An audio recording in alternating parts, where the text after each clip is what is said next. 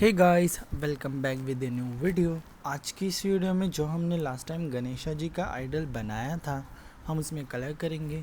और अगर आपको पार्ट 1 देखना है इस वीडियो का तो मैं लिंक डिस्क्रिप्शन में दे दूंगा, आप वहां से देख सकते हैं।